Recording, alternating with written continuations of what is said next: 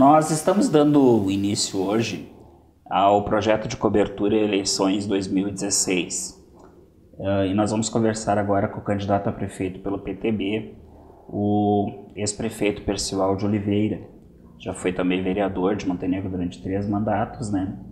E está postulando novamente o comando do Executivo. O senhor está participando dessa eleição graças a uma decisão liminar obtida na Justiça. Gostaria que o senhor explicasse para nós essa situação, para o público, para que o eleitor possa entender exatamente o que está acontecendo. No ano de 2009, a Secretaria da Agricultura do município realizou um serviço para um produtor rural, lá na localidade de Serra Velha, né, divisa com Paverama. Né. O cidadão esse se valeu do benefício municipal, da lei municipal, que lhe dava o direito a esse serviço. Na verdade, ali a divisa entre Montenegro e Paverama, ela se dá por uma linha imaginária. Então, na verdade, ninguém sabe onde é que fica. Sim. Né? Ninguém pode afirmar que a divisa é em determinado lugar, porque não há um marco físico, né? Não há uma estrada que faça a divisa, não há um riacho, né? É divisa imaginária. Naquele período, né, o vereador Ari Miller, ele fez um estardalhaço, tirou fotografias lá. O diretor de estradas, né, ele me ligou contando do acontecimento. Eu perguntei para ele se havia o talão do produtor, se o produtor estava com toda a documentação. Ele me disse que sim. Eu disse para ele, então tá tranquilo, né? Esse é um serviço que é de rotina da secretaria, não passa pelo gabinete do prefeito, né? Isso foi encaminhado ao Ministério Público local, que pediu o arquivamento do processo, porque o promotor entendeu que, na dúvida, o cidadão jamais pode sair prejudicado, né? Acontece que o promotor da 4ª Câmara, que é a Câmara que julga os prefeitos, né, ele pediu o prosseguimento do processo. Acabou retornando o processo para Montenegro, porque eu deixei de ser prefeito, e o juiz local entendeu que, pela condenação, né, nós recorremos, perdemos no 2º grau e 3º também, né, porque, segundo o nosso advogado, foi feito copia e cola, né, o tribunal simplesmente referendou aquilo que o juiz local havia entendido, né. Feito isso, nós ingressamos com uma revisão criminal, né, porque nós tínhamos e temos novas provas, né, que demonstram que não houve prejuízo nenhum para o município. O juiz, inclusive, me condenou pelo fato de que eu teria usado o equipamento do município para beneficiar um amigo. Eu não conheço esse cidadão, nunca havia conversado com ele, nem ele havia conversado comigo, né? Então essa é inclusive uma das provas que nós juntamos ao processo. Encaminhamos isso para o juiz local, né, para que ele juntasse esses depoimentos e remetesse eles ao tribunal em Porto Alegre. Como isso demorou, nós entramos com uma cautelar no tribunal em Porto Alegre, né, e ela foi julgada pelo desembargador, que entendeu algumas coisas. Primeiro, que o Ministério Público já havia solicitado o arquivamento, e isso acabou sendo homologado no Conselho Federal do Ministério Público, e que, portanto, o promotor em Porto Alegre, da 4ª Câmara, não poderia ter pedido o prosseguimento do processo, porque já estava homologado esse entendimento do Ministério. A sua competência. Exatamente, né? Ele entendeu também que não houve dolo, não houve prejuízo aos cofres do município. Eu não me beneficiei em nada, até porque eu nem conheço o cidadão. Sim. Né? E que se não há dolo, não há por que se falar em condenação. Né? Então eu estou muito tranquilo com relação a isso, até porque quem vai fazer o julgamento é o próprio desembargador, né, que já teve esse entendimento. Agora que o senhor é candidato, né, na Câmara de Vereadores voltaram as articulações para a instalação de uma CPI para investigar a compra das máquinas chinesas no seu governo. O senhor se arrependeu daquela compra, prefeito? Não, em momento algum. Em momento algum. Eu tenho dito sempre o seguinte: em primeiro lugar, eu gostaria de ter uma BMW, um automóvel Mercedes, marca Mercedes, né? Eu não tenho condições. O meu dinheiro dá para comprar o carro que eu tenho, que é um Citroën, né? O município tinha disponível naquele momento R$1 milhão, né? Se nós fôssemos comprar uma máquina Caterpillar, enfim, essas marcas famosas, digamos assim, né, de ponta, né, nós conseguiríamos comprar somente uma máquina. Uma motoniveladora hoje sai em torno de R$800 mil, só uma máquina. Nós compramos 3, né, e são boas máquinas, né? Há, na verdade, assim, um preconceito muito grande com relação por elas serem chinesas, né? Mas muitas vezes o município tinha máquinas estragadas e somente aquelas é que estavam trabalhando. Por que o senhor acha que os operadores se negaram a usar as máquinas, prefeito? Eu não sei se eles se negaram a usar, eu sei que uma delas é porque eles não estão habituados, é uma máquina que ela é um pouco diferente, né? Ela baixa bastante, né? E aquilo me parece que causa um certo medo, né, no operador. Certo. Havia também uma denúncia na época, prefeito, de que o município não chegou a usar o período de garantia para fazer a manutenção e chegou-se a dizer até que eram máquinas velhas e que haviam sido pintadas para serem vendidas como novas. Na verdade isso é um grande absurdo, né? Isso foi inclusive assim ao motivo de verificação através do Ministério Público Federal com relação a isso, né? O fornecedor demonstrou, né, que ele tinha as guias de importação, né, que se tratavam de máquinas novas, não há nada de ilegal. Certo. Então o senhor não teme a abertura de uma CPI para investigar isso? Na verdade, assim, inclusive a abertura da CPI na Câmara enfrenta uma grande dificuldade, porque quem quer abrir essa CPI é a situação, né? O atual governo. O atual governo. Instalaram, me parece, uma sindicância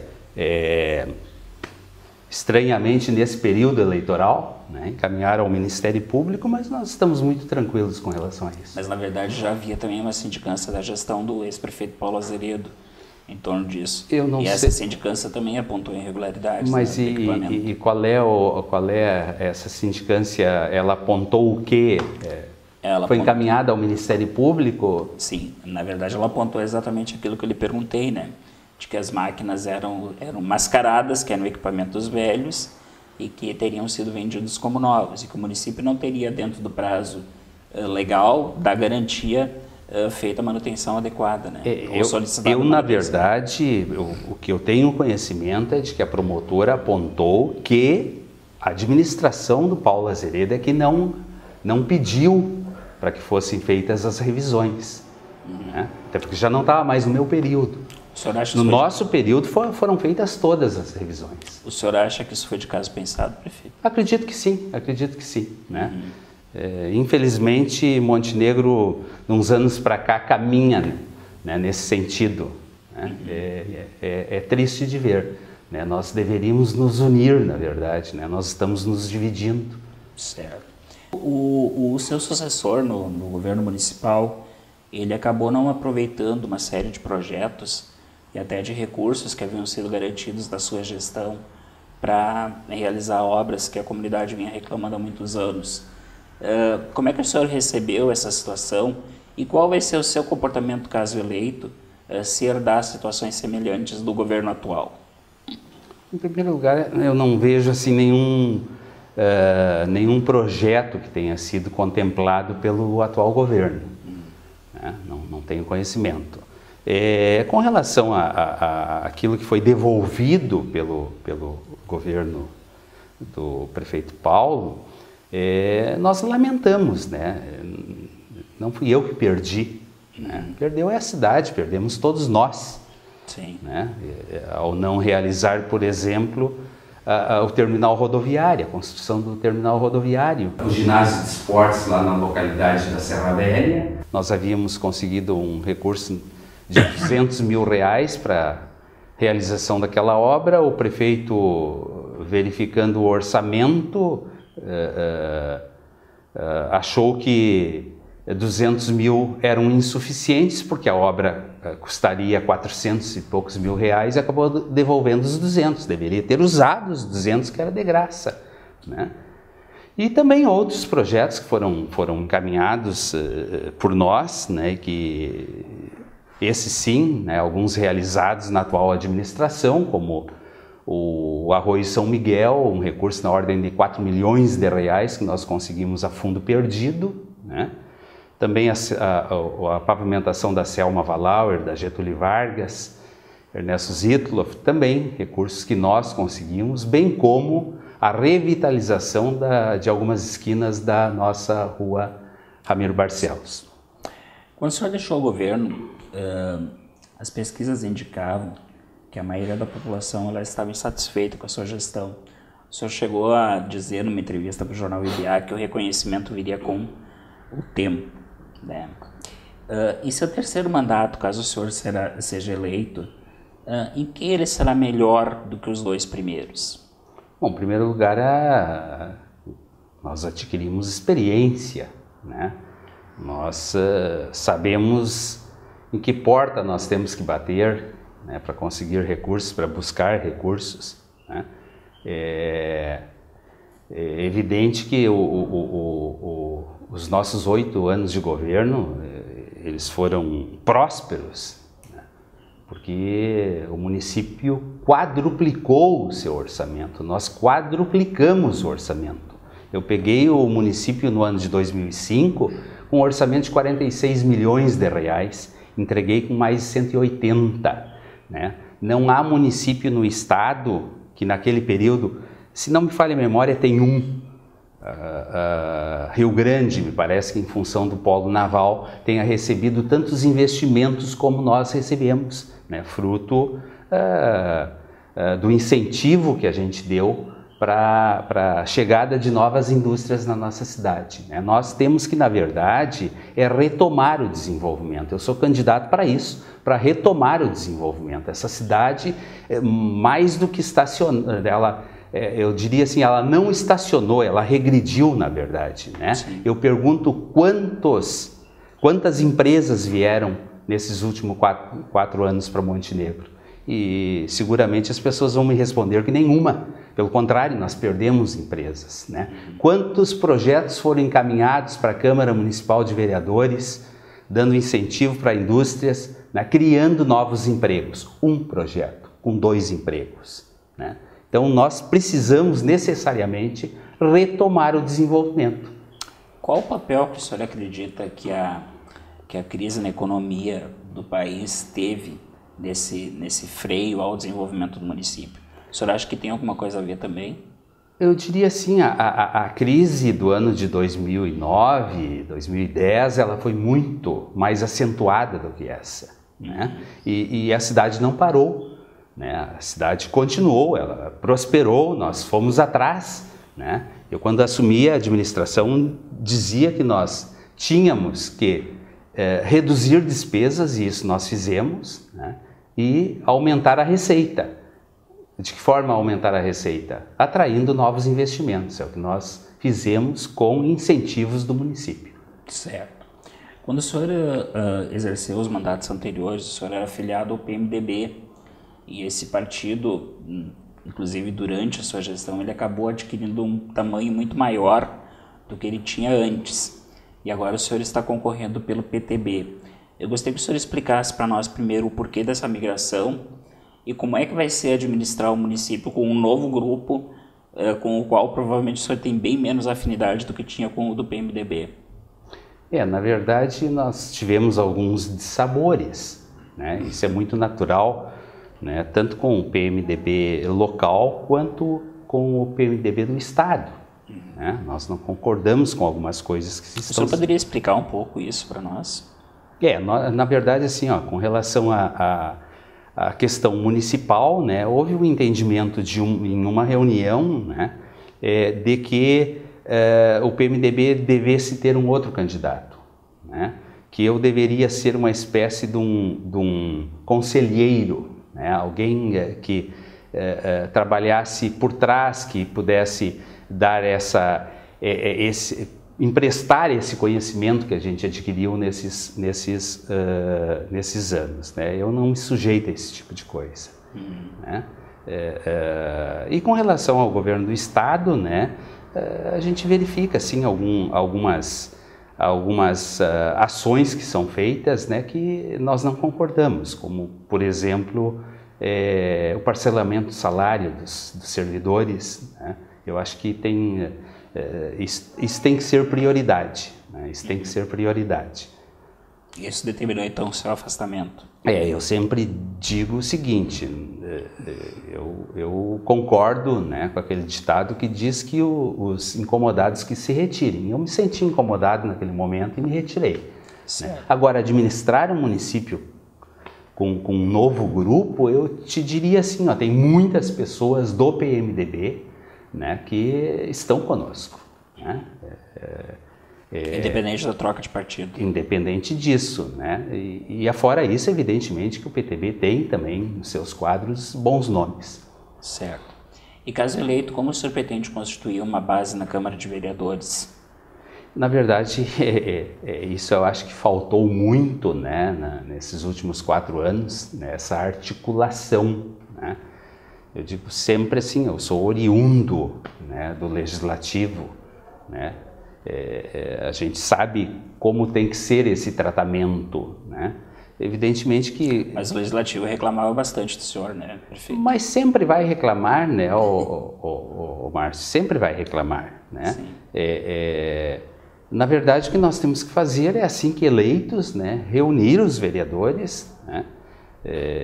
Tem que ter muito diálogo, muita conversa, né, explicar aquilo que se está fazendo que vem em benefício do município. Eu tenho certeza absoluta que os vereadores serão sensíveis quando se remeter à Câmara Municipal algum projeto que beneficie a nossa comunidade. O senhor fez há pouco uma crítica bastante contundente à gestão do ex-prefeito Paulo Azeredo por não ter tocado as obras que o senhor deixou encaminhado. E mesmo assim, agora durante a campanha eleitoral, o senhor dialogou com o PDT. Como é que foi essa conversa e o que o senhor pretendia nesse contato? Na verdade, Márcio, nós conversamos com todos os partidos. Né? As portas do PTB sempre estiveram abertas, né? Até por uma questão de respeito, de consideração com as outras greys partidárias. Né? A conversa foi uma conversa normal, né? Houve uma proposta no sentido de que o PDT pudesse oferecer o vice, né? Nós levamos isso para o nosso diretório. Houve o entendimento do diretório de que não se devesse concretizar essa coligação. Certo. E o que aconteceu em relação ao PP?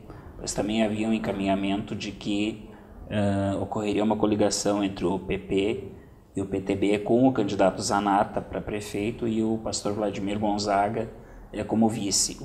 O que mudou na última hora? Eu acredito, em primeiro lugar, que talvez tenha havido assim, uma conversa, de repente, com as pessoas erradas. Né? Eu acredito que, em primeiro lugar, possivelmente isso. Em segundo lugar, também a questão nós estávamos aguardando, né, a liminar, né, e ela aconteceu somente à meia-noite da sexta-feira, né, e as coligações, as convenções, melhor dito, elas foram realizadas, me parece que a última às 19 horas daquele dia, né? Então isso possivelmente tenha prejudicado aí essa possibilidade de coligação. O que o senhor quer dizer quando fala em pessoas erradas, prefeito? Quem é que fala pelo PTB? Na verdade, quem fala pelo PTB é o presidente e o candidato a prefeito, né? Comigo ninguém acertou isso. Ah, ok. Candidato, quando seus oponentes se referem ao senhor, naturalmente eles lembram dos problemas do seu governo. Eu queria que o senhor falasse em linhas gerais o que o senhor, e de forma concisa, o que o senhor deixou de positivo para Montenegro? Muitas coisas, né?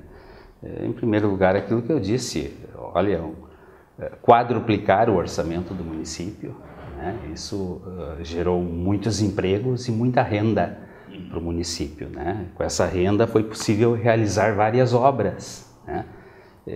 Nós construímos mais de 100 salas de aula, né? Nós construímos várias creches e esse é um dos problemas sérios da cidade hoje, né? Nós, quando pegamos a administração, nós pegamos com um TAC que tinha sido assinado pelo saudoso prefeito Ivan nos últimos dias do seu governo, que jogou para nós e aí não vai nenhum demérito. Na verdade, a administração é uma coisa só, ela é contínua, né? Nós assumimos isso com a lista de espera de em torno de 1.300 crianças, né? E nós entregamos a administração com uma lista de pouco menos de 200, né? 200 crianças aguardando vaga e inclusive haviam creches, eu lembro que a creche da Santo Antônio, por exemplo, tinha vaga sobrando, né? E mais do que isso, nós entregamos o município ainda com uma creche por ser inaugurada, que é a creche do bairro Estação, né? Fora isso, nós calçamos mais de 80 ruas na cidade, nós pavimentamos a estrada Antônio Inácio de Oliveira Filho, que dá acesso ali à Unisc, que é uma obra nossa também, a Unisc, né? O município há anos para ter uma universidade, né? E nós, também com incentivos do município, trouxemos para cá a Unisc, né? Que é bastante frequentada, né? Se o pessoal for à noite ali, vai verificar que tem pessoas que vêm de outros municípios estudar aqui em Montenegro, né? E os nossos estudantes não precisam mais sair de Montenegro para estudar, né? Então, foram realizadas muitas obras no nosso governo, né? Sem contar, né, evidentemente, que a atração das empresas que nós trouxemos para a nossa cidade. Ok, então nesse primeiro momento é isso, né?